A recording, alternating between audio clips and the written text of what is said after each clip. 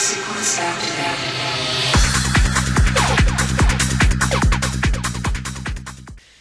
Hey everybody, and welcome to Video Game Bosses. Today's boss is the Big Bad Wolf.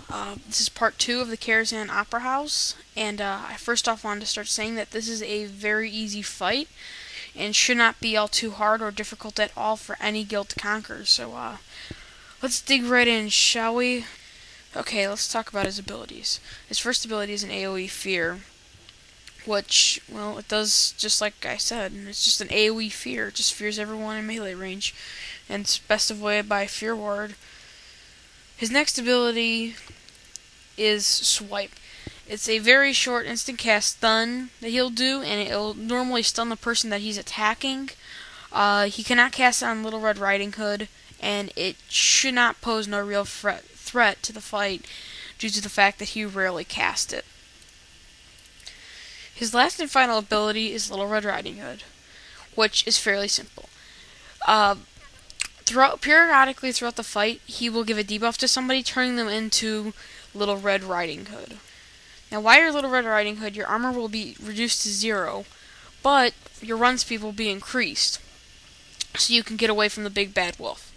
You basically just want to run around the room, which I'll demonstrate later how you want to do that, to avoid him. So basically, if he catches up to you, you're dead. That's it. But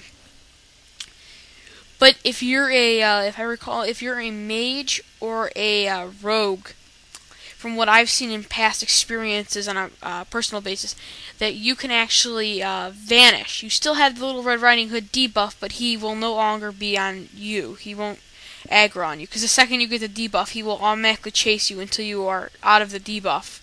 So that's basically how Little Red Riding Hood works.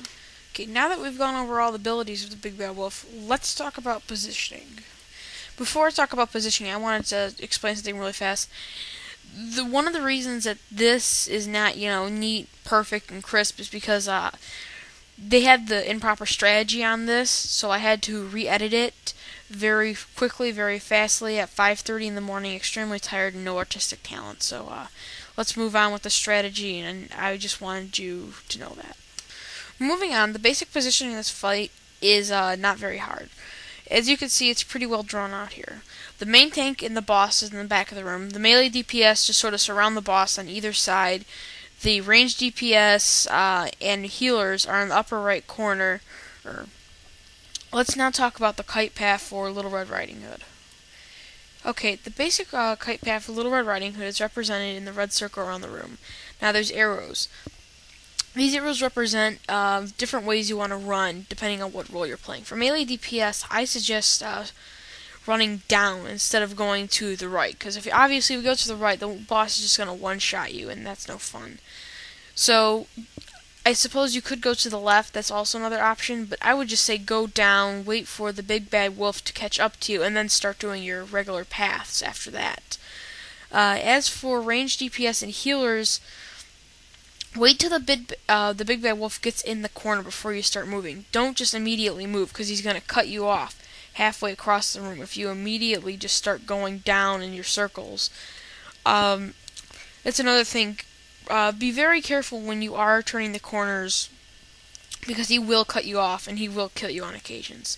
And that's just about all you need to know as for kiting the Big Bad Wolf around the room. Well, now it's about time to wrap it up here. I hope you guys do enjoy this fight if you do get to him.